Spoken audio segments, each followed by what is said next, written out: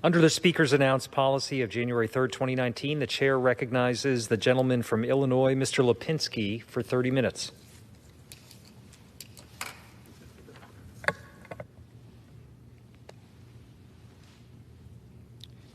Thank you, Mr. Speaker. When I was a professor teaching American government before I was elected to Congress, the first thing I would do when beginning to teach a class about Congress and the legislative process would be to show this video. It's the 3-minute Schoolhouse Rock cartoon video from the 1970s called "I'm Just a Bill." The cartoon begins with a group of constituents calling their congressman with an idea for a new law. The congressman introduces a bill which goes through House committee debate and amendment before a vote to report the bill favorably to the House floor. On the floor, the bill goes through debate and amendment before a majority vote that sends the bill over to the Senate, where the process continues. This is a process that we call regular order. Regular order in the House is a standard way of legislating that facilitates extensive participation of members in a deliberative, consensus-based decision-making process. More importantly, this is how the framers of the Constitution not only intended the House to work, but believed that the House needed to work if the United States, then in its infancy, was to succeed. Congress was created in Article 1 of the Constitution because the legislative branch, being closest to the people, was necessarily the linchpin of American representative democracy. While the framers didn't include in the Constitution the rules by which the House or Senate would operate, they understood that the way in which the lawmaking process was conducted was critical to the creation of laws that were good for the nation as a whole and to the legitimacy of Congress and those laws. James Madison, oftentimes called the father of Congress, believed that it was essential that the legislative branch make policy in a manner that well represented the vast and varied republic and best served the nation as a whole. Remember, our nation began as a unique experiment in self-governance. There's great doubt about whether the views of people so diverse could successfully be forged into good policy that serves such a large nation. Madison believed that the way to do this was for members of Congress to represent the multiple, diverse interests and ideas of their constituents in an open marketplace of ideas in Congress. Through the legislative process, the people's representatives would debate, deliberate, and put together a consensus on legislation that served the common good of the nation. What the Constitution created was not a parliamentary system because the framers did not intend to empower temporary majorities. Instead, they wanted to compel compromise in a diverse society. The exercise of power was shared so that all American voters had an opportunity to be heard in the lawmaking process, and to ensure that only the will of broad, durable majorities could be acted upon. Especially because America was a large and diverse country whose unity needed to be nurtured, it was critical that the legislative process worked this way so that the American people saw Congress as an institution that truly represented them and saw American law as legitimate. But today, the House doesn't often work this way, especially when we deal with issues that are of the greatest importance to our nation. Those bills, when they get considered, don't get shaped through an open process in committee and on the House floor. Each member doesn't have the opportunity to represent their constituents by bringing their ideas and interests to the legislative process where debate, deliberation, and compromise produce the best policy for our nation. Instead, the process runs through the Speaker's office, where the content of legislation is shaped to get enough votes just out of the majority to pass something that pleases various partisans. Now, before we go any further, I want to make clear that this is not a criticism of the current speaker or any former speaker. This is a problem of our institution. So, how did we get here? Well, there's been a big change in the way Washington reacts every 2 years after a congressional election. It used to be the case that when election results came in, everyone looked to see which party has the majority in the House, who has the majority in the Senate, and whether it had 60 votes to overcome a filibuster, and which party held the White House. Understanding that balance of power and the issues facing our nation over the next 2 years, members of Congress would get to work figuring out what issues they may be able to come to an agreement on and get passed into law over the next 20 months or so before the next campaign cycle began. Now, today, what happens is, after understanding the balance of power in Washington, after an election, each party retreats to its corner and begins plotting what their party is going to do over the next 2 years. If there is unified government, that is, one party has majorities in both chambers of Congress and the presidency, here in the House, the Speaker will consider the priorities of the party and decide what issues to make their legislative priorities over the next 2 years to create party-preferred laws and keep that majority. If there is divided government, which is the norm, having occurred 30 out of the last 40 years, and if you include the filibuster, 39 and a half out of the last 40 years, if that's the case, the Speaker plans what the party can do over the next 2 years to help the party gain unified control of the government with the hope of them passing all the party's preferred policies. And on the other side of the aisle, they figure out what they can do over those 2 years so they can get control. In order to help the party carry out this biennial plan, members of Congress have given up much of their power to represent their constituents in the legislative process to party leaders. So what has this led to? Gridlock. There are so many issues we need to address in this nation, and we fail to act.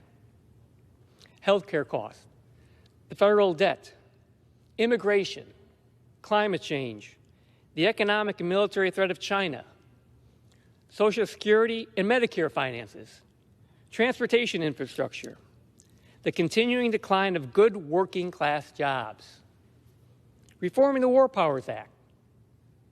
These are just some of the major issues which Congress has been failing to address. And then I'm sure there are other major ones that I just missed. And the one obligation that Congress has each year, passing appropriation bills to fund the government, is almost never accomplished on time. Presidents have stepped in to fill the policymaking void. They now wield power even to address issues that were specifically put in the hands of Congress in the Constitution. Increased presidential exercise of power on policy has resulted in policy whipsawing back and forth depending on the presidential administration. Lawmaking by executive order has become the norm. So much so that Saturday Night Live even did a parody of I'm Just a Bill, replacing Bill with an executive order. And this president has taken it to a new level. But no matter who the president has been, few of us stand up for our institution.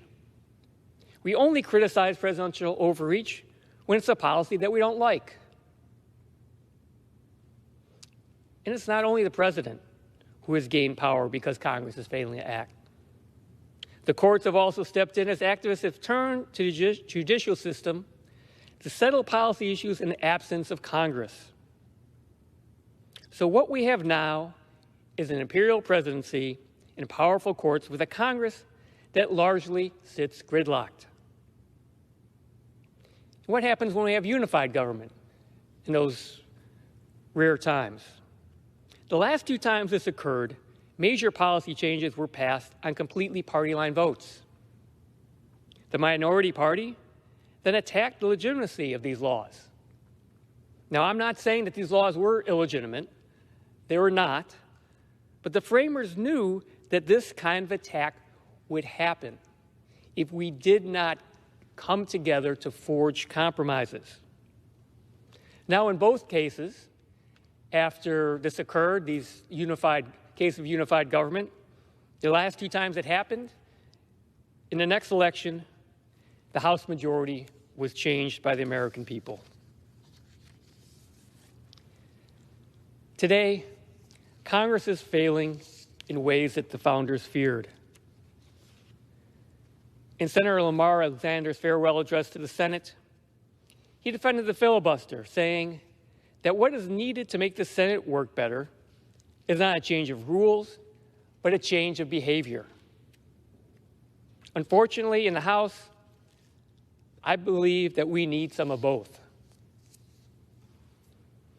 Over the past 4 years, I've been a member of the House Problem Solvers Caucus. The caucus is a bipartisan group of about 50 members, evenly divided between Democrats and Republicans. We meet every week to talk policy and build relationships. Our goal is to work together to get to yes on policies that are good for our country. I've greatly enjoyed the caucus because not only have I been able to build friendships, but was able to participate in a microcosm of what Madison envisioned for the House. The Problem Solvers Caucus doesn't always succeed in forging compromise because sometimes it's been out of our reach. But we have taken on some big issues. I was part of a Problem Solvers Caucus working group that was put together after President Trump said he was going to eliminate DACA and then told Speaker Pelosi and Senate Democratic leader Schumer they would help work out a legislative solution to protect these immigrants who were brought to the United States as children, the Dreamers. The president never followed through on that, but the caucus believed that there was a bipartisan agreement that we could work out that granted the opportunity for citizenship to millions who we argued were deserving of this, while putting into place policies to prevent future illegal immigration. Our working group meetings usually started at 9 p.m. because that was a time of day that everyone was free from every other obligation that we have around here. We'd get together, Democrats and Republicans, learn from each other and from experts about current law, discuss our views and our constituents' views on what law should be, what should be done, and honestly work through every minute detail of a compromise. We'd work late into the night. A few times I had to run out to catch the last Metro train at Union Station at 11:30 so I can get back to my apartment. It was hard work, but enjoyable. And we came up with a compromise that was endorsed by our bipartisan group of 50 members. Just as we'd come up with a compromise legislation in the same manner, which would have helped strengthen the Affordable Care Act, it made it more affordable. But in the end, despite our agreement, we could not get legislation on either of these issues to the floor. We had good policy for our nation, which probably could have gotten a majority in the House to pass it and possibly been able to get through the Senate with bipartisan support. We got there by bringing our constituents' ideas and interests to the table, debating, deliberating, forging a compromise, but the rules did not give us an avenue to bring this agreement to the House. In the summer of 2018, when the Problem Solvers Caucus proposed changes to the House rules, I said this: our Constitution empowered the American people by empowering Congress and their representatives. But congressional rules are now rigged in a way that greatly diminishes our ability to represent our constituents. This has resulted in a Congress that doesn't work and is frozen in partisan gridlock, allowing the presidents and the courts to grab the power that is supposed to be held by the American people. By instituting these proposed reforms, we will begin to restore this power, break partisan gridlock, and facilitate congressional problem solving that would help us build a better America for future generations. We made a little bit of progress in changing rules, but much more is needed. Much more is needed to make this great institution work as it was intended by the framers of the Constitution to work for the American people. And I'm hopeful that those changes will occur and the Problem Solvers Caucus will be successful in the next couple of weeks and in the next Congress, because the American people need it. Now, despite the ways in which the House falls short these days, good work still happens here because everyone who gets elected to the House does so because they want to make a difference. And there are still ways that we can succeed for our constituents. During my time representing the people of the 3rd District of Illinois, I've always said that my goal every day was to make life a little better for my constituents and our country. And I knew that I had a whole team of staffers there to help me. Recently, as I was driving out to Washington, I was listening to former Senator Al Franken's book, Giants of the Senate. As a big early Saturday Night Live watcher, I enjoyed the book very much, and Senator Franken was very candid in a lot of things. One of the most important truths that Franken mentioned, which is rarely spoken around here, is that members of Congress are never supposed to admit that their staff was responsible for an idea or being indispensable for getting something done. He says that he once publicly gave credit to a staffer for an idea, and he was told by a colleague not to do that. It's always the senator who has the idea and does the work, he was told. Franken thought that was wrong, and I agree. Maybe because I was a staffer before I was elected. So as I look back on everything that I have done over 16 years, I want to thank all the staff that worked for me over the years. These are some of the things that we were able to accomplish. We were able to author 16 laws, and I was the chief Democratic co-sponsor on 11 other laws. Promoting American manufacturing jobs was a priority for me, having grown up in and now representing the southwest side of Chicago. We were able to get signed into law the Customs Training Enhancement Act to stop illegal goods coming into the country. The Small Aircraft Revitalization Act to help American aviation manufacturers. The Steel and Aluminum Energy Conservation and Technology Competitiveness Act, Reauthorization, to help these manufacturers thrive. And numerous Buy America provisions that we were able to get into transportation and other laws. But the one I'm most proud of is the American Manufacturing and Competitiveness Act, which took 5 years to get done. But it resulted in the first comprehensive American manufacturing strategy plan to be produced by the federal government since Alexander Hamilton.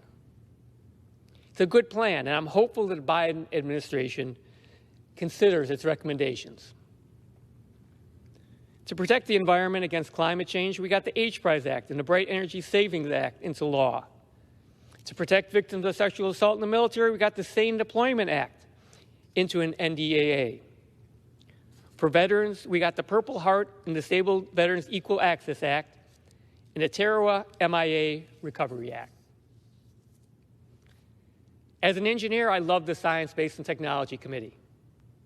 We did much on that committee to increase funding for scientific research and to boost technological innovation activities of the federal government.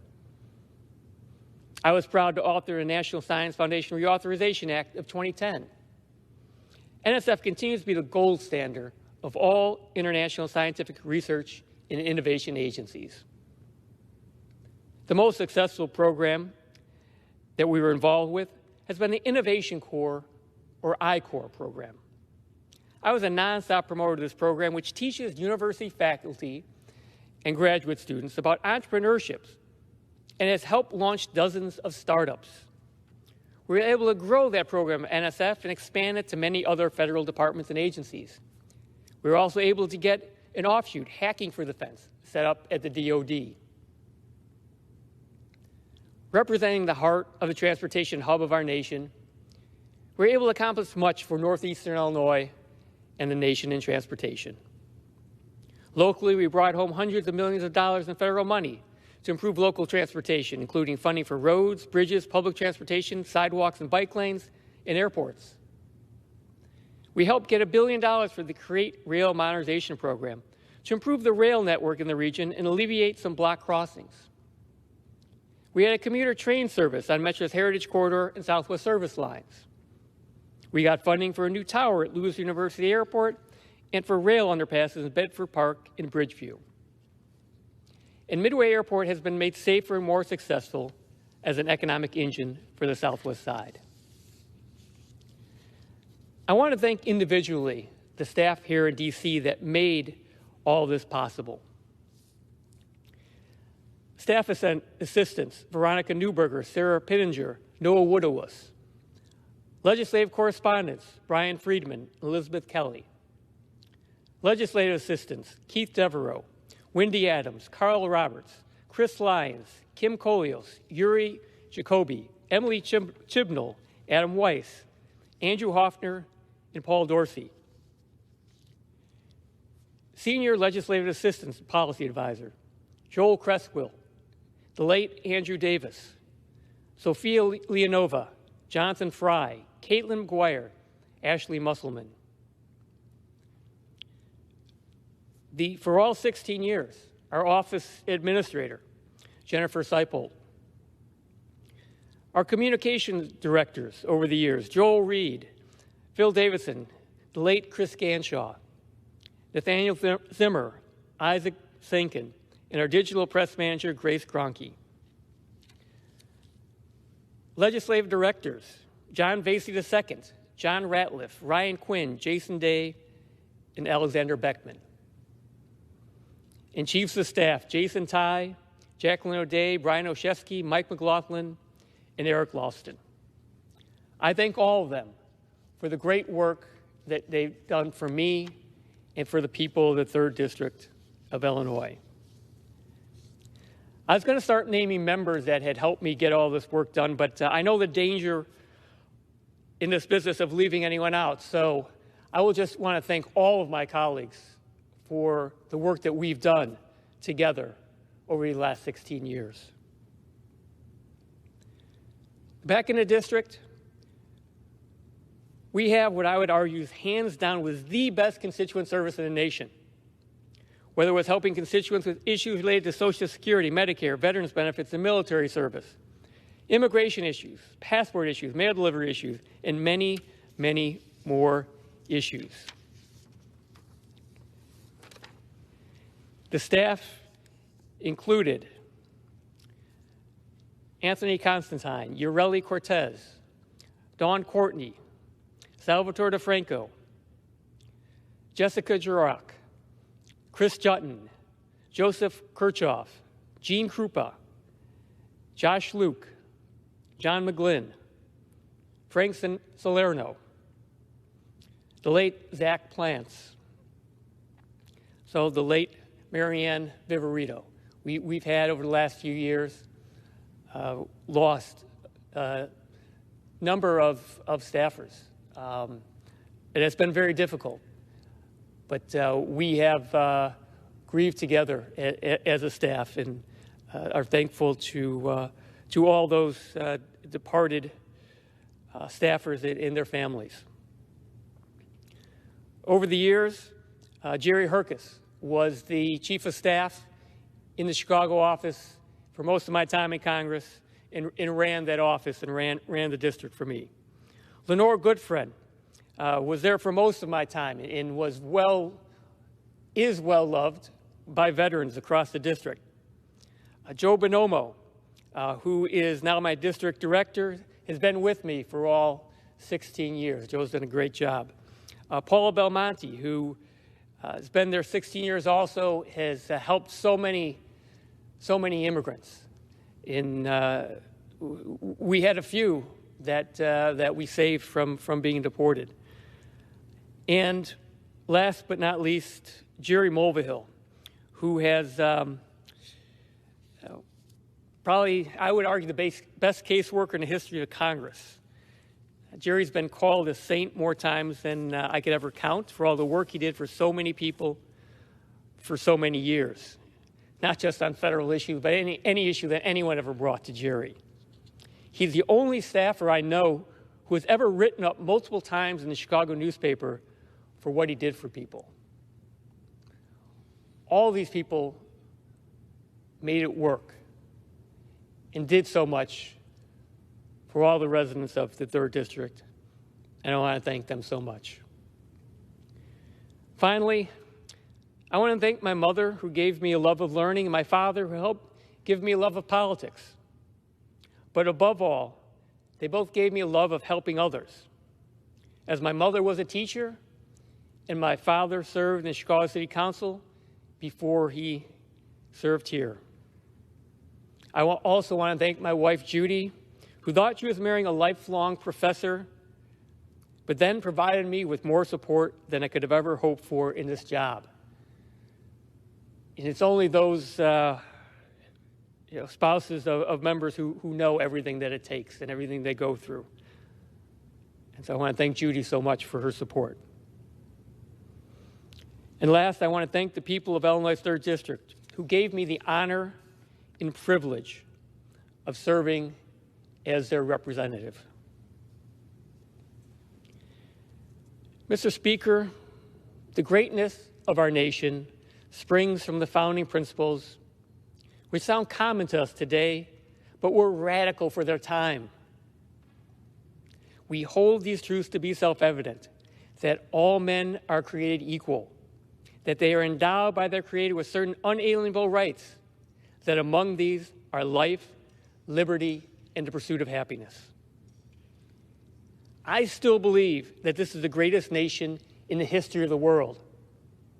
It's not perfect, because humans aren't perfect and we cannot be perfected.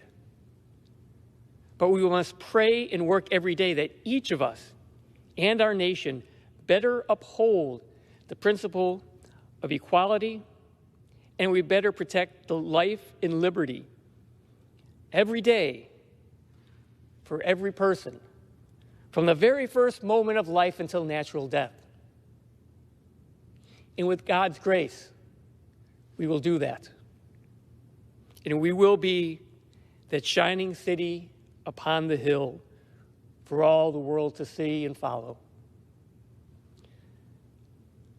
God bless this institution, and God bless the United States of America.